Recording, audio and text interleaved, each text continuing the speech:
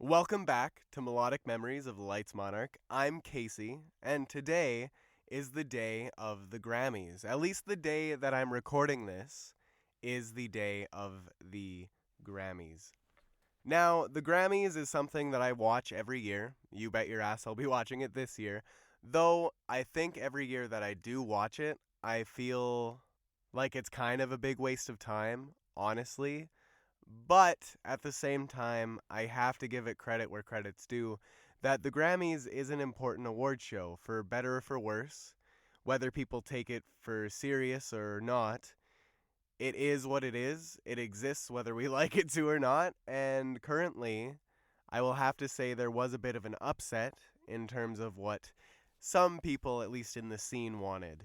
The Grammy for Best Metal Performance actually went to Gojira, and let me read it here. Gojira, Marina Viotti, and Victor Lay, they won the Grammy for Best Metal Performance over top of Spirit Box and Knocked Loose with Poppy, which honestly I thought Knocked Loose and Poppy was going to win because it's the heaviest song, quote unquote, that was ever given an award, a voice, if you will, a platform to be awarded at a Grammy show.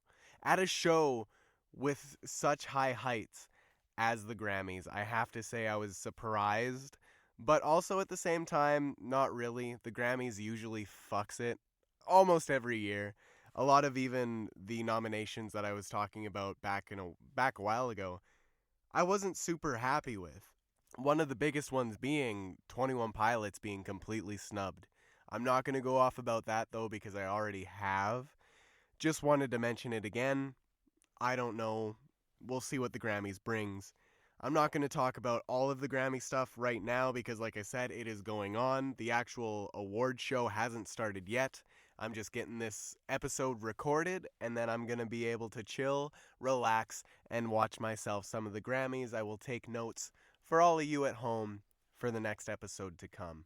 But aside from the best metal performance that I wanted to touch on was also the fact that the Beatles, now and then, won the Grammy for Best Rock Performance, making them 8 times Grammy winners.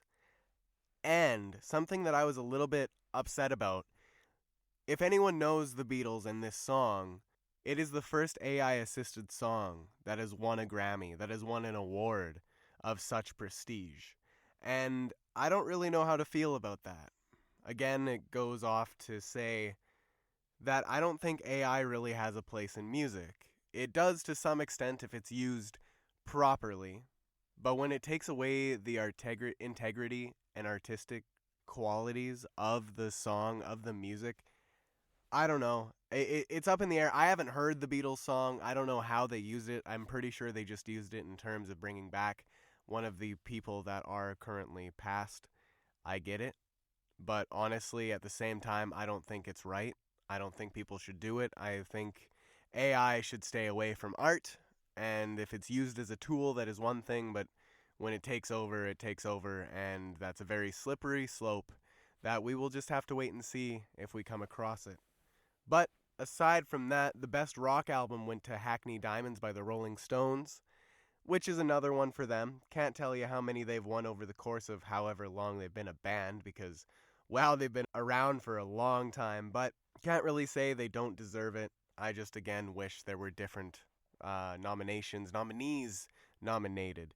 But the only other thing I wanted to touch on was the fact that Not Like Us by Kendrick Lamar has already won 3 Grammys at this point, ahead of the main ceremony, and Kendrick is now a 20 times Grammy winner before the ceremony has even started. So, if Kendrick runs away with all of the awards, I'm not even going to be upset. I want Eminem to win at least one. Just give him one because it's Eminem. But all the others, fucking give them to Kendrick. He deserves them. What a legend. Utmost respect. And I really, really need to listen to his new album. I still have not. I know, shame on me. What am I doing? Truthfully, what am I doing?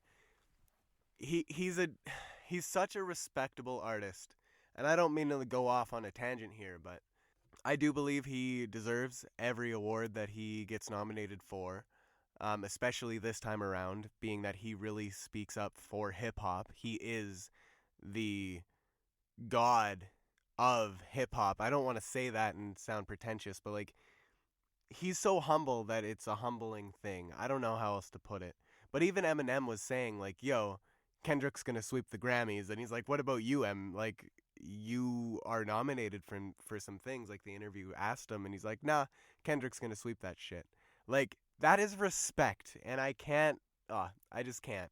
Anyways, to get off of the topic of the Grammys, that will be an episode coming up soon. But first, I need to talk about the fact that I'm going to go see Palaye Royale in just less than a week. I can't believe it. Literally what is it? The February 6th, I believe, is the concert date. And I'm going to be seeing them in Edmonton, which is the place that I've seen them one other time, the very first time I ever seen them. And that was actually when they started. Now, not right when they started, but when they started like touring on a bigger scale, I want to say. But let me backtrack a little bit here and say Palaye Royale is a band that I found because of Andy Black. Andy Black, he had a homecoming curtain call tour, which is essentially the part 2 to his homecoming tour anyways, for his first album that he dropped solo, The Shadow Side. Now, this album of his, I personally love it. Obviously, I'm a huge fan of Andy Black, huge fan of Black Veil Brides. I love them to my core so much. And I have to say, the fact that they were able to get, or that Andy was able to get Palaye Royale to open for him, I would have not known of this band otherwise. Maybe at one point, somewhere down the line, I would have found them and would have listened to them. But odds are, probably not. Who knows? But the way that it happened for me was I was able to go to the show. I got to meet Andy, tell him, "Oh my God, you're real?" "Yeah, sure am." Shook his hand and got a photo with him. A core memory that I will never forget. Love that man. Respect to him and his music. And then, before I met him, Palaye Royale was doing their sound check on stage. Now, I hadn't looked into their music much before the show. I was very focused on Andy. I didn't really care about the other openers. Not saying that I wasn't there for them. I still gave them the time of day because that's what openers deserve. They do deserve your ears. And I will have to say it was so awesome to be able to be there and see a sound check for a band that I had no idea who it was, but something about them really spoke to me. And I was like, they've got something. And I don't know what it is, but they've got something. Then when the show actually started and they got on stage, they played a super short set, like maybe 4 or 5 songs, not many. Couldn't even tell you which ones they performed except for Teenagers. They performed Teenagers and Remington. If anyone knows Palaye Royale in general, Remington usually climbs on shit. And this is the singer. He will climb up into the rafters, hang from his fucking knees like you would on the monkey bars in school, on the playground. And he just does it and sings, and it's fuck yeah, rock and roll. Honestly, rock and fucking roll. Love it. So, what I have to say about that, I was able to see them. And after they were done performing, I was able to actually meet Remington, got the ticket for the show signed by him. And on top of it, when I was walking through the crowd to leave, I ran right into Sebastian and gave him a handshake and told him a wicked show, wicked set, cannot wait to see him and the whole band again. And mind you, this was in like 2016, 2017. I believe 2017, not gonna lie. But the fact that I was able to see them so early on in their career, as their first album only came out in 2016, I believe. Let me double check. Yeah, Palaye Royale Boom Boom Room Side A came out in 2016. So I was able to see them right in the middle of that release. Like they were going hard on that release, and I was able to see them. First album. It felt like I was finding a band when they first started. I know that they were around for longer than that, and their first single, I believe, was released back in like 2012 called Morning Light. One of my favorite songs of theirs. Absolute favorite. But the fact that I was able to see them so early on in their career, I felt like I've grown with them. Granted, I am not as heavily attached to them anymore as I used to be, but I got to see them when they were at their beginnings, for better or for worse. And personally, I love their music. The way that it speaks to me is just unlike any other. I was lucky enough after the show to actually order their first album on vinyl off of Sumerian Records. And after that, it skyrocketed in price, like up to like $600. Like no word of a lie either. It was fucking up there.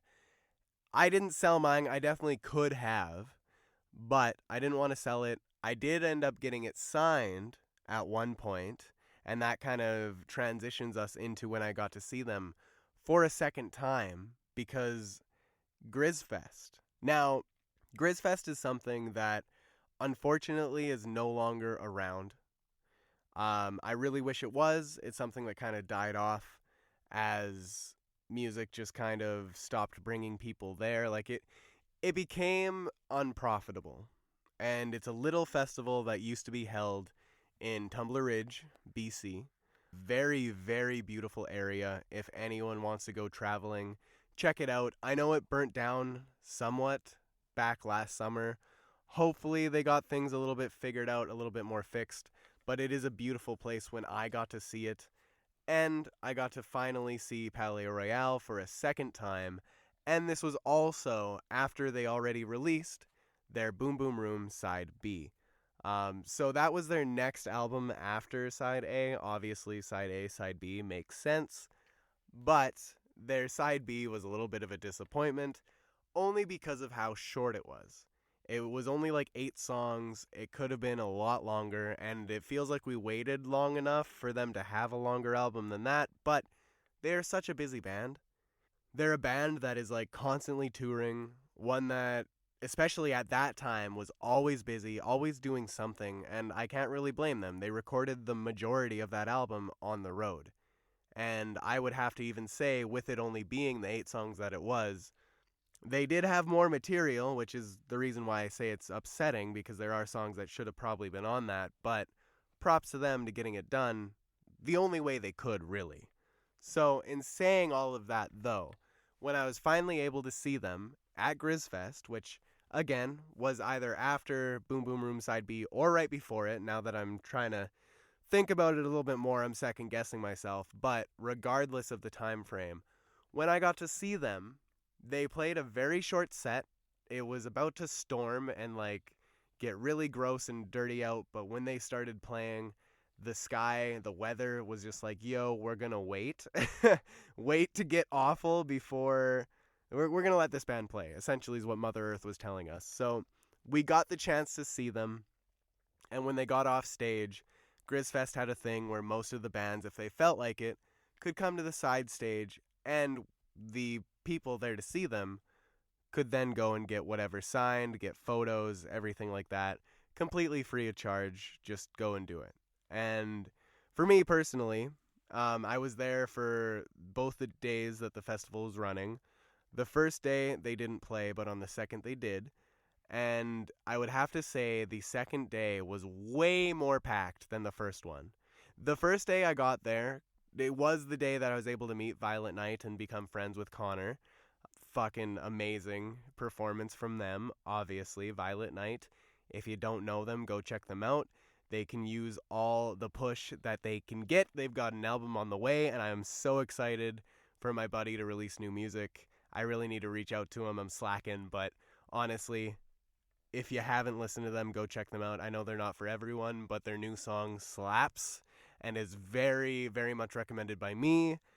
On top of not only me, but Spotify and Apple. They're putting them in their actual playlists, which, fuck, props to them, Violet Knight. You're getting noticed. Fuck yes. But, tangent over on that, sorry. Palaye Royale, the second day that I was finally able to see them, the festival ground was packed. Packed with people, with emos. And you could tell they were emos because of the fucking hair, the makeup, the dress. It was so good. It felt like something straight out of like 2006. And I know Palaye Royale isn't from that era, but the vibes that they were giving off in the early era of the band is a lot different than the vibes they're giving off now. They used to be more gothic, more of that era. I don't know how else to explain it, but gothy kind of emo, where you look at the video for Mr. Doctor Man and it's something like straight ripped out of Tim Burton's movies. Very much that kind of vibe. And in saying all of that, the fans followed suit. So I was able to go there, bought some merch, got in lineup, got to meet the band for a second time, and that time I brought my vinyl with me in my bag. I took the actual discs out because I didn't want to wreck them or anything, but I did take the vinyl jacket with me and kept it protected in a little cardboard sleeve, took it out, got them to sign it. And that is something that is actually one of my favorite things in my possession, in my collection. I've got Palaye Royale side A of Boom Boom Room signed by the entire band, and I know for sure that they signed it because I have the photo with them to prove it, and the fact that I have the memory to go along.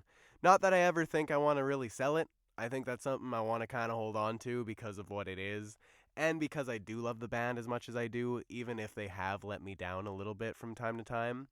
And this is where I kind of go on to say some of the more bad things that I have in my relationship with Palaye Royale. Because personally, I know that they don't owe me anything.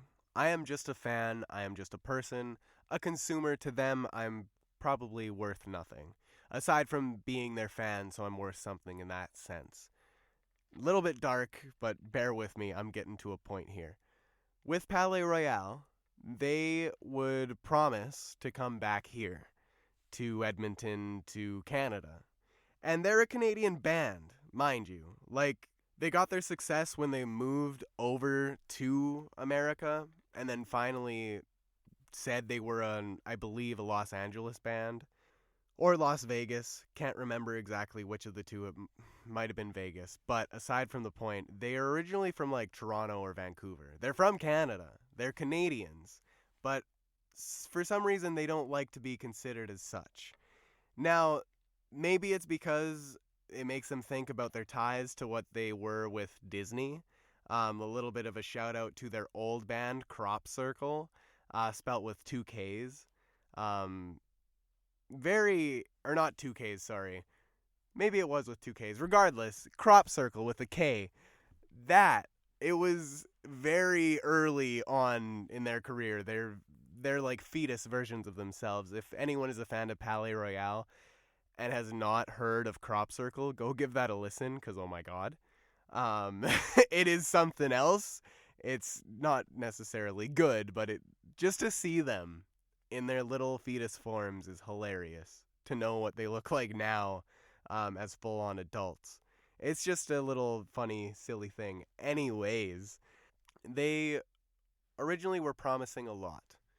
And each time that they would promise something, it feels like it was just forgotten or was just said to kind of make people a little happy, even though they didn't really have the means to do it. So they kept promising that they were going to come here. And eventually they did. They had a tour planned and everything and said, all right, the tour is planned. We're coming over. Get ready. And this was for Boom Boom Room Side B. Mind you, Side B came out in like 2018. And they ended up having the tour. I had tickets. It fell on like Black Friday here in Canada. And I was about to go see them in Edmonton. Lo and behold, a couple days before, show was canceled.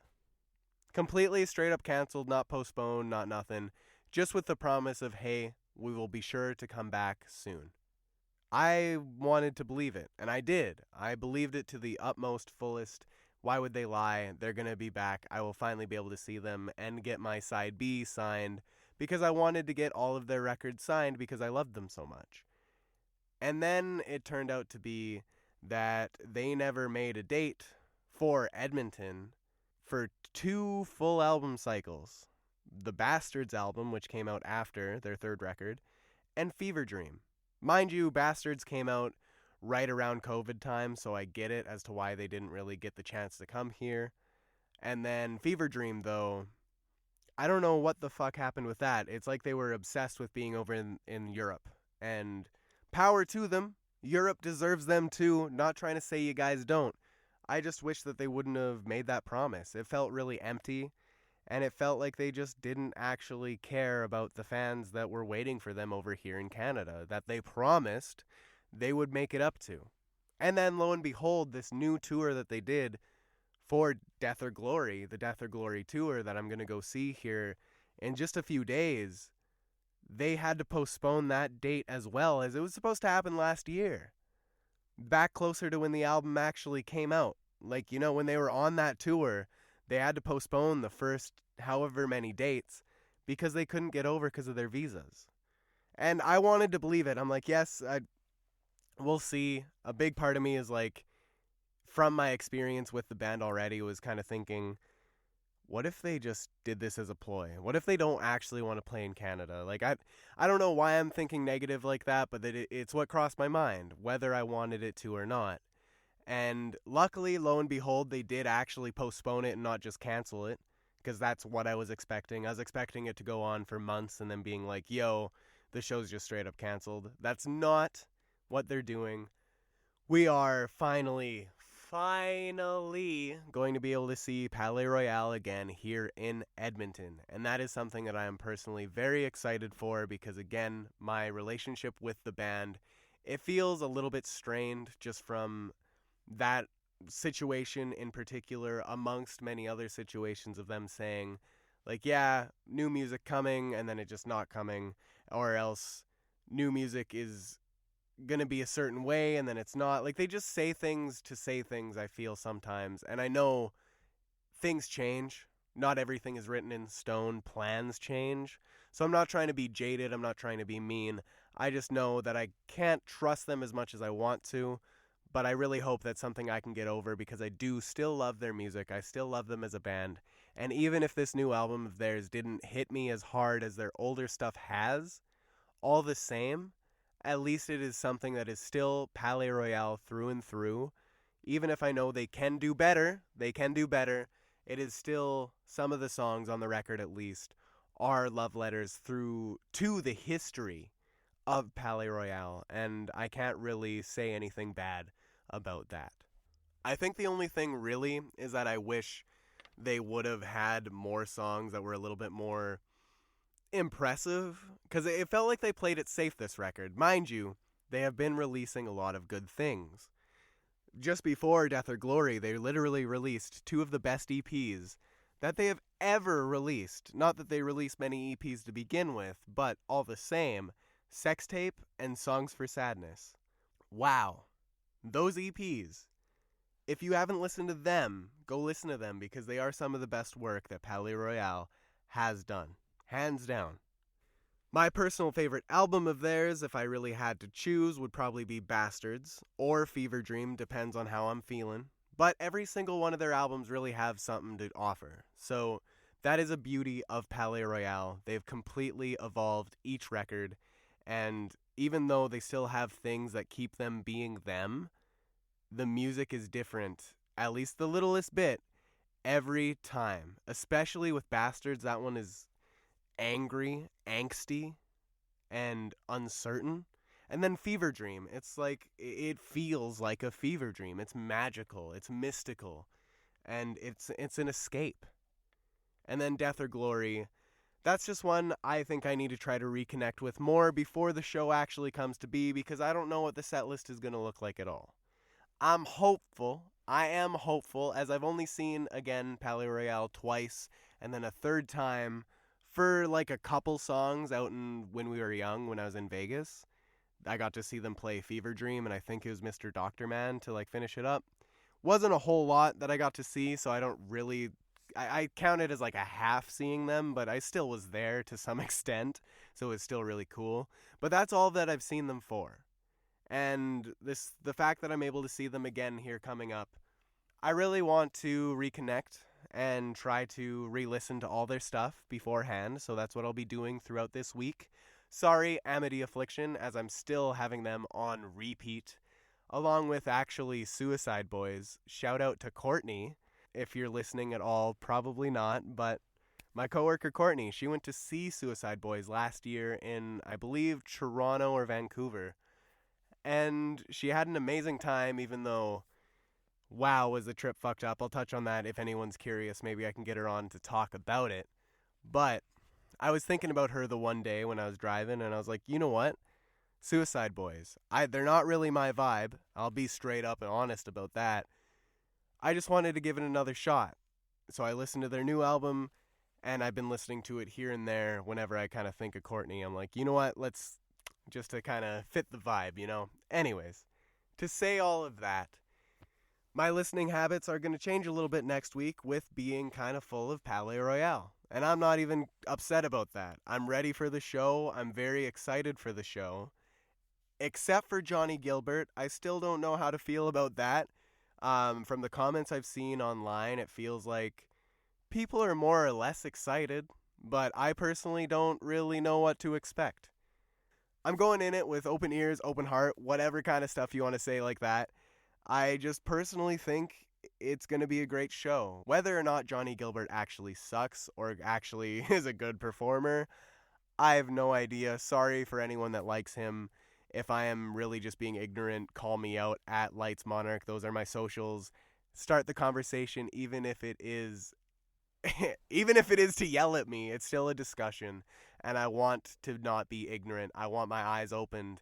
If he is a good artist, I will find out, and I will let everyone know my experience at the show when it comes time to actually being home, and when I'm done talking about the Grammys, of course, because that will probably come first. But I'm excited. Truly. I am just straight up excited. Palaye Royale, are they going to play older hits? Are they going to play stuff that they haven't gotten the chance to play here before? Because that's what I want. I really want them to play a lot from the Bastards album, a lot from Fever Dream, and a lot from their mixtapes. Or, sorry, EPs, not so much mixtapes. If they played any of the songs from Sex Tape and Songs for Sadness, I would be able to be such a happy man.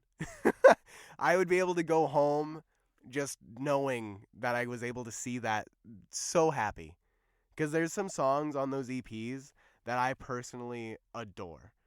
Even if it's just something as simple as Stripped or Season of the Witch, which those ones aren't even my absolute favorite. Stripped is one that I super love. Season of the Witch, not as much. But specifically Dead to Me, I know that's one that they have played live, and it's the one where it's kind of like rapping, yelling, screaming at somebody. It's so good. I hate that I can relate to it, but it is so good. And for anyone that can relate to it, to feel and hear all of that emotion live, that must be something else. Crystal, I'm talking to you. I am jealous of the fact that you were able to see that. I hope they play it along with any of the ones from Songs for Sadness. Really, that EP just fucking destroys me. And if anything, if they had the strength to be able to play Wednesday Afternoon for their mom, I would be in the crowd holding my lighter up, bawling my eyes out. Because that song is an extremely sad one. So, Palaye Royale, I will be seeing them in a couple days, as I have already said. And I'm excited. I don't really have much else to say other than that. The fact that I'm just straight up excited to see a band that I've grown with for years and years. I can't believe that they're still making music even to this day. And even if some of their promises haven't fully come to fruition or plans have changed, all in all, they're still a band that makes music and that makes really great music. And I just need to find a reason for me to love their new album, and I think this tour might be the exact reason that I need. Because I'm going to need to learn some of those songs to be able to scream them back at them when they are playing them live right in front of me. And best part about it, I get to be with my buddy Paul, as he is one of my best concert companions amongst many of my other friends. Shout out to Logan, obviously, and Tyler. I don't even know if you're at all listening to this, as we have had a bit of a falling out, if you will, but all the same, loved going to concerts with you, amongst many other people in my life. thank you for supporting me and wanting to come with me to these shows, to these events, and make them feel like an event as they are.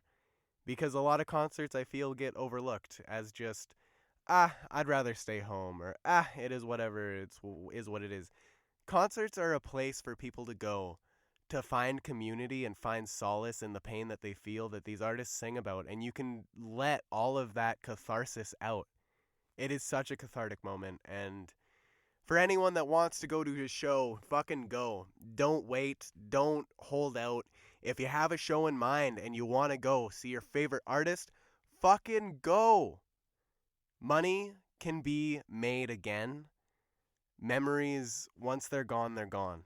The opportunity, they're gone. Don't miss out. Go capture it now. And even if it is a band like Palaye Royale or something way softer, I don't care. Go do it and tell me about it. I want to see it. I want to see a smiling face and really hear all everyone has to say about music and what it means to them, as it means a lot to me. So I'm getting off on a little bit of a tangent right now. I'm going to stop myself right there and say thank you so much for listening. If anyone is at all interested in getting some makeup, check out Cursed Cosmetics. It's linked in my bio of this episode. And use the code LIGHTSMonarch at checkout. No spaces, no punctuation. And you'll get 10% off. Let me know what you get at LIGHTSMonarch, all my socials. And hopefully you're able to save some money on some really cool shit and some makeup to be able to wear out to your next show that you're going to go to because you deserve it. In saying all of that, I'm going to go get this edited a little bit here before the Grammys actually starts. Shout out to the Grammys. Hopefully they don't fuck up this year. I know Taylor Swift, she is going to be presenting and singing a song called Us, the one she did with Gracie Abrams. Shout out to her, my girl. Can't wait for all of this and much more. I will talk about it next episode or the episode after, whichever, regardless. Hopefully the Grammys is something to be remembered and not complete shit this year. It is yet to be seen. Will it be a waste of time? Will it not be? We will see, and I will let you know. Thank you so much for listening.